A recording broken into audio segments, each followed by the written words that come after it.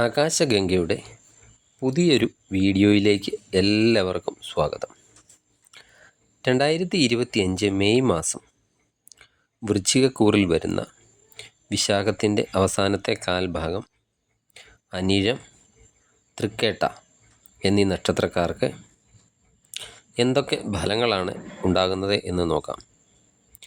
വൃശ്ചികക്കൂറുകാർക്ക് കഴിഞ്ഞ 2.5 വർഷക്കാലം ഒക്കെ ആയിട്ട് കണ്ടക ശനിയുടെയൊക്കെ ദുരിതങ്ങളൊക്കെ അനുഭവിച്ചു കൊണ്ടിരിക്കുകയായിരുന്നു. കഴിഞ്ഞ ഒരു വർഷമായിട്ട് വ്യാഴം നല്ല സ്ഥിതിയിലായിരുന്നതിൻ്റെ കുറച്ച് മാറ്റങ്ങളൊക്കെ ഉണ്ടായിരുന്നു. മാർച്ച് 29-ന് ശനി കണ്ടകശനിയൊക്കെ മാറി ശനിയുടെ രാശിമാറ്റമൊക്കെ ഉണ്ടായതോടുകൂടി കണ്ടകശനിയെ കൊണ്ടുള്ള ദുരിതങ്ങളൊക്കെ അവസാനിച്ചു. ഈ മെയ് മാസം വ്യാഴം രാശി മാറുന്നുണ്ട്. അതുപോലെ രാഹുകേതുക്കൾക്കും മെയ് മാസത്തിൽ രാശിമാറ്റം ഉണ്ടാകുന്നതാണ്. ഇപ്പോൾ വ്യാഴം നിങ്ങൾക്ക് അനുകൂല ഭാവത്തിലാണ്. എന്നാൽ ഇനി വ്യാഴത്തിൻ്റെ രാശിമാറ്റം ഉണ്ടാകാൻ പോകുന്നത് അഷ്ടമത്തിലേക്കാണ്. അതൊരു അത്ര ഗുണകരമായിരിക്കില്ല. നിങ്ങൾക്ക് ഇപ്പോൾ നടക്കുന്ന ദശാകാലം, അപഹാരകാലം ഒക്കെ അനുസരിച്ച് ഞാൻ ഈ പറയുന്ന ഫലങ്ങളിൽ ഏറ്റക്കുറച്ചിലുകളൊക്കെ ഉണ്ടാകാം. നല്ല ദശാകാലമൊക്കെ നടക്കുന്നവർക്ക് ഫലങ്ങളൊക്കെ ഏറിയിരിക്കും. മോശം ദശാകാലമൊക്കെ നടക്കുന്നവർ ഗുണഫലങ്ങളൊക്കെ ലഭിക്കുന്നതിനായി ദശാനാഥന് വേണ്ട പരിഹാര മാർഗങ്ങളൊക്കെ ചെയ്യേണ്ടതാണ്. മെയ് മാസത്തിൽ ആദ്യം തൊഴിൽ സ്ഥിതി എങ്ങനെയുണ്ട് എന്ന് നോക്കാം. നിങ്ങളുടെ തൊഴിലിൽ എന്തെങ്കിലും തരത്തിലുള്ള മാറ്റങ്ങളൊക്കെ ഈ മാസം ഉണ്ടാകുന്നതാണ്. എന്ന് വെച്ച് തൊഴിൽ മോശമായിരിക്കുകയില്ല. തൊഴിൽ നല്ല രീതിയിലൊക്കെ തന്നെ മുന്നോട്ട് കൊണ്ടുപോകാൻ സാധിക്കുന്നതാണ്. ഈ മാസം നിങ്ങൾ തൊഴിൽപരമായിട്ട് കുറച്ച് ഉഴപ്പുകളൊക്കെ കാണിച്ചേക്കാം. നാളെ ചെയ്യാം, മറ്റന്നാൾ ചെയ്യാം എന്നിങ്ങനെയൊക്കെ തൊഴിലുള്ള പല കാര്യങ്ങളും മാറ്റിയൊക്കെ വെച്ചേക്കാം. അതുപോലെ മറ്റുള്ളവരെ കൊണ്ടൊക്കെ തൻ്റെ ജോലി കൂടി ചെയ്യിക്കുന്നതിനുള്ള ടെൻഡൻസിയൊക്കെ ഈ സമയത്ത് ചിലപ്പം കൂടുതലുണ്ടായേക്കാം. ഇതൊന്നും സംഭവിച്ചില്ലെങ്കിൽ നിങ്ങൾക്ക് ജോലിയിൽ എന്തെങ്കിലും തരത്തിലുള്ള അസന്തുഷ്ടിയൊക്കെ ഉണ്ടാകുകയും ജോലി മാറിയാലോ എന്ന കാര്യത്തെക്കുറിച്ചൊക്കെ ചിന്തിച്ചേക്കാം. അതുപോലെ ഈ മാസം ജോലിയിൽ ഏറ്റക്കുറച്ചിലുകളൊക്കെ ഉണ്ടാകുന്നതാണ്. പ്രത്യേകിച്ച് ഈ ദിവസ വരുമാനത്തിലൊക്കെ ജോലി ചെയ്യുന്നവർക്ക് ചില സമയങ്ങളിലൊക്കെ അവർക്ക് വളരെയധികം തിരക്കുകളൊക്കെ അനുഭവപ്പെടാം. എന്നാൽ ചില സമയങ്ങളിൽ പ്രത്യേകിച്ച് യാതൊരു പണിയും ഇല്ലാതെയും വരാം. മാസത്തിൻ്റെ ആദ്യ ഭാഗങ്ങൾ വളരെയധികം ഗുണകരമാണ്. മാസത്തിൻ്റെ ഒരു പകുതിക്കൊക്കെ ശേഷം കൂടുതൽ ശ്രദ്ധയൊക്കെ കൊടുക്കണം തൊഴിലിൽ. മനസ്സൊക്കെ ജോലിയിൽ ഏകാഗ്രമാക്കുകയും അനാവശ്യമായിട്ടുള്ള ചിന്തകളൊക്കെ ഒഴിവാക്കുകയും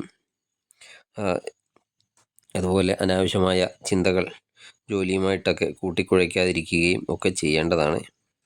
അതുപോലെ മറ്റുള്ളവരെ തങ്ങളുടെ ജോലിയിൽ ഇടപെടുത്തുന്ന കാര്യം മാറ്റി നിർത്തേണ്ടതാണ്. അനാവശ്യമായിട്ട് മറ്റുള്ളവരെ തങ്ങളുടെ തൊഴിൽ ഇടപെടുത്തിയാൽ ചിലപ്പോൾ അതൊക്കെ അല്പം പ്രശ്നങ്ങൾക്കൊക്കെ കാരണമായേക്കാം. അതുപോലെ ജോലി മാറ്റത്തെ പറ്റിയൊക്കെ ചിന്തിക്കുമ്പോൾ അടുത്ത ഒരു ജോലിയൊക്കെ ഉറപ്പാക്കിയതിന് ശേഷം മാത്രം ജോലി മാറുന്നതിനെപ്പറ്റി ചിന്തിക്കുക. ഇനി ബിസിനസ് എങ്ങനെ ഉണ്ടെന്ന് നോക്കാം. ബിസിനസ് പരമായിട്ട് വളരെയധികം ഗുണകരമായ സമയമാണ്. ബിസിനസ്സിൽ ഉയർച്ചകളൊക്കെ ഉണ്ടാകുന്നതാണ്. നിങ്ങളുടെ ബിസിനസ്സൊക്കെ നഷ്ടത്തിലാണിപ്പോൾ പോകുന്നതെങ്കിൽ അതൊക്കെ ലാഭകരമാക്കി എടുക്കാൻ സാധിക്കുന്നതാണ് നിങ്ങൾക്ക്. എന്നാൽ ബിസിനസ് പരമായിട്ട് പലവിധത്തിലുള്ള ചിലവുകളൊക്കെ വർദ്ധിക്കുന്നതാണ്. ബിസിനസ്സിൻ്റെ എക്സ്പാൻഷനും ഒക്കെ വേണ്ടി ചിലവുകൾ കൂടുന്നതാണ്. പങ്കാളിത്ത ബിസിനസ്സൊക്കെ നടത്തുന്നവരാണെങ്കിൽ തങ്ങളുടെ പാർട്ട്ണറുമായിട്ടുള്ള ബന്ധം നല്ല രീതിയിലൊക്കെ കൊണ്ടുപോകാൻ ശ്രദ്ധിക്കേണ്ടതാണ്. ഇനി സാമ്പത്തികം എങ്ങനെയുണ്ടെന്ന് നോക്കാം. സാമ്പത്തികമായി നേട്ടങ്ങളൊക്കെ ഉണ്ടാക്കാൻ സാധിക്കുന്നതാണ്. പ്രത്യേകിച്ച് മാസത്തിൻ്റെ പകുതി വരെയൊക്കെ കൂടുതൽ സാമ്പത്തിക നേട്ടങ്ങൾ ജോലിയിൽ നിന്നും ഒക്കെ ഉണ്ടാകുന്നതാണ്. എന്നാൽ മാസത്തിൻ്റെ പകുതിക്ക് ശേഷം ചെലവുകളുടെ കാര്യത്തിൽ അല്പം കൂടുതൽ ഉണ്ടാകാൻ സാധ്യതയുണ്ട്. അതുകൊണ്ട് വരവിനൊക്കെ അനുസരിച്ച് ചിലവ് ചെയ്യാൻ ശ്രദ്ധിക്കേണ്ടതാണ്. അതുപോലെ ജോലി സംബന്ധമായോ അല്ലാതെയോ എന്തെങ്കിലുമൊക്കെ യാത്രകൾ മൂലവും സാമ്പത്തിക ചിലവുകൾ ഉണ്ടാകാം. ഇനി വിദ്യാർത്ഥികൾക്ക് എങ്ങനെയുണ്ടെന്ന് നോക്കാം. മാസത്തിൻ്റെ പകുതി വരെയൊക്കെ പഠനത്തിലൊക്കെ നല്ല നിലവാരമൊക്കെ പുലർത്താൻ സാധിക്കുന്നതാണ്. പുതിയ കോഴ്സുകൾക്കൊക്കെ ചേരാൻ ആഗ്രഹിക്കുന്നവരാണെങ്കിൽ മെയ് മാസം പകുതിക്കൊക്കെ മുൻപ് അഡ്മിഷൻ എടുക്കുകയാണെങ്കിൽ അതായിരിക്കും വളരെ ഗുണകരം. അതുപോലെ എക്സാമൊക്കെ നടക്കുന്നവർക്ക് മാസത്തിൻ്റെ പകുതിക്കൊക്കെ മുൻപാണെങ്കിൽ വളരെ നല്ല രീതിയിലൊക്കെ പെർഫോം ചെയ്യാനൊക്കെ സാധിക്കുന്നതാണ്. എന്നാൽ മാസത്തിൻ്റെ പകുതിക്കൊക്കെ ശേഷം പഠനത്തിൽ നിന്നൊക്കെ ശ്രദ്ധ മാറുകയും പഠന സംബന്ധമായിട്ട് കൺഫ്യൂഷനുകൾ ഉണ്ടാകുകയും ഒക്കെ ചെയ്യുന്നതാണ്. പ്രത്യേകിച്ച് പുതിയ കോഴ്സിനൊക്കെ അഡ്മിഷൻ എടുക്കുന്നവരാണെങ്കിൽ മാസത്തിൻ്റെ പകുതിക്കൊക്കെ ശേഷമാണെങ്കിൽ ഏത് കോഴ്സാണ് തിരഞ്ഞെടുക്കേണ്ടത്, ഞാൻ തിരഞ്ഞെടുക്കുന്ന കോഴ്സ് നല്ലതായിരിക്കുമോ എന്നിങ്ങനെയൊക്കെയുള്ള കൺഫ്യൂഷനുകൾ ഉണ്ടാകാൻ സാധ്യതയുണ്ട്. ഇനി വൈവാഹിക ജീവിതം എങ്ങനെയുണ്ടെന്ന് നോക്കാം. വിവാഹ ജീവിതമൊക്കെ നല്ല രീതിയിൽ തന്നെ മുന്നോട്ട് കൊണ്ടുപോകാൻ സാധിക്കുന്നതാണ്.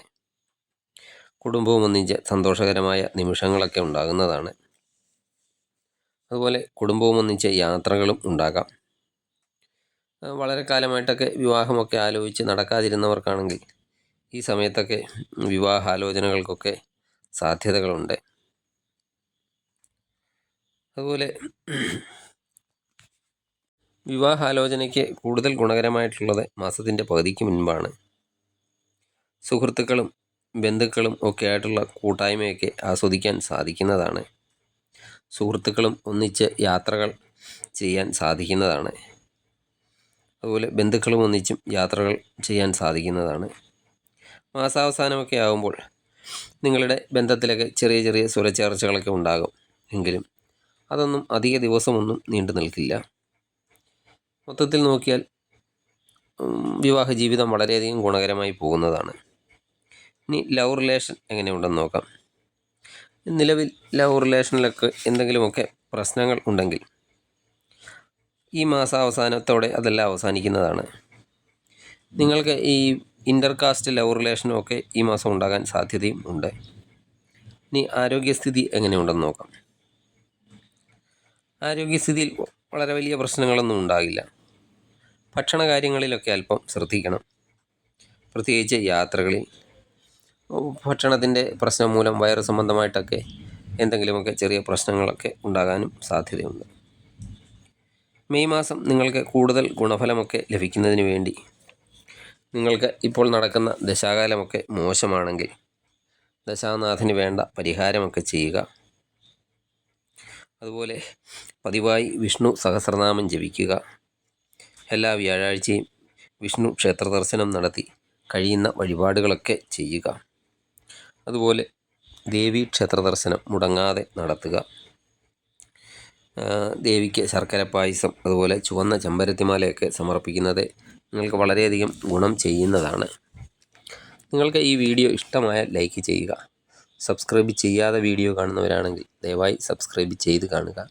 മറ്റൊരു വീഡിയോയുമായി വീണ്ടും കാണാം. നന്ദി, നമസ്കാരം.